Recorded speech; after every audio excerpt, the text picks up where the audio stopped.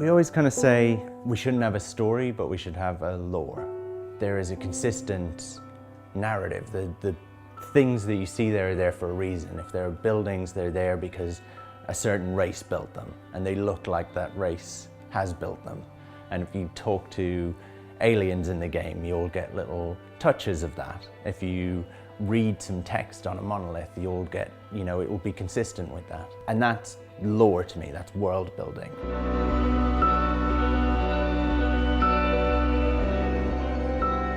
I used to love space opera. I loved the grand scale stuff. I loved the kind of stuff that Larry Niven would do, or people like Robert Heinlein. Well, the thing is with No Man's Sky, it's such a kind of comprehensive universe. I mean, I guess almost by definition, a universe has to be comprehensive, but it's got such scope that in our early discussions, we came to the conclusion that you could set all kinds of stories within that universe. You could write virtually any kind of science fiction, exploration, battle, trading, love story, anything you wanted.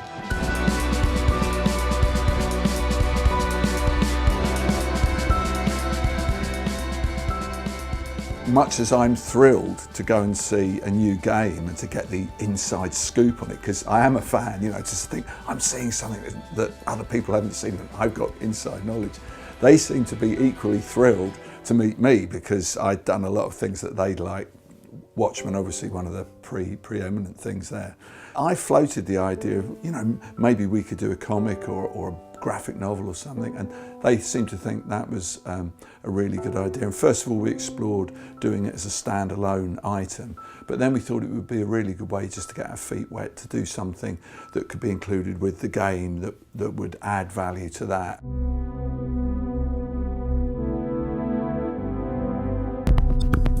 I've always had a soft spot for old games when you used to buy them and they would come with like a booklet. I liked the idea of that for No Man's Sky, of giving people a little bit of the flavour of the universe and kind of help build out the world a little bit. I chose to tell a story that was a kind of small adventure about a trader with a very valuable cargo and what becomes of the cargo, because that trading aspect was one part of the game.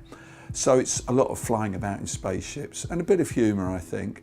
And it's worked really well because in this booklet that's going to be with the game, James Swallow, who wrote a text story, wrote a more visceral, internal, very gripping and engaging story of one particular character. I connect very strongly with visual imagery, and I think the look of No Man's Sky was the thing that really sort of struck me when I saw it the first time, because it had that look like all of my favourite pulp sci-fi covers come to life. And immediately, when I saw that very first trailer, I thought, I've got to play this. I want to go to this place. I want to wander around there and see a little of it. And it was inspiring. It's been great to have Dave doing these illustrations to sort of, bookend my story. We've done something in a way that's kind of similar to the old sort of pulp sci-fi magazines like, Galaxy magazine and Astounding Stories and all those kind of things. Whether you'd have a text story and you'd have these kind of great black and white illustrations. And having those two things married together, I think, again, all of this stuff is reaching back to the lore and the sense of the world that this science fiction has come from. And it's fun to explore that. So what I've done is it's a survival story. It's about a character who's shipwrecked on a planet with some unpleasant alien species chasing after them, and we've got the Sentinels that you've seen in the game as well. And it's all about this character just basically trying to fix their ship and get off the planet. But it's very much done from an internal viewpoint and made it very, very personal. And I felt like I was trying to explore that world and explore that sort of texture. What's been really fun with James and with Dave is actually just showing them the game, especially like people who have such a love of sci-fi and such a background in it. But also what's happened is them working on the fiction, which is just kind of set in our universe. Actually, lots of the questions that they ask, you suddenly think, well, we either don't know that for sure, or we haven't like locked it down, or right, we need to lock this down. Like, how does this work? How does, and it's crazy things. It's like, how does the landing gear of a ship work? And suddenly James Swallow will ask you that. And you're like, oh, I haven't thought about that, but I should. I'm not sure even I know the whole story yet, But I do like the idea of adventures happening in a universe that has a history.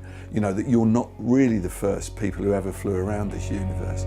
So I like that idea of trying to piece together a mystery as well, you know, not only to physically explore, but intellectually to piece together a mystery. I think there's definitely a huge breadth of stories to tell in No Man's Sky.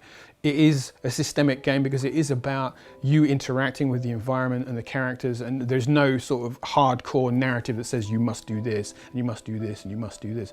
What's unique about that is this is something that games can do that no other sort of form of storytelling can, is you as a player can come in and you can build your own narrative. And you might play that game for, you know, months or years, who knows how long. But at the end of your play of No Man's Sky, you will have told a story that will be unique to you. And that I think that is incredible.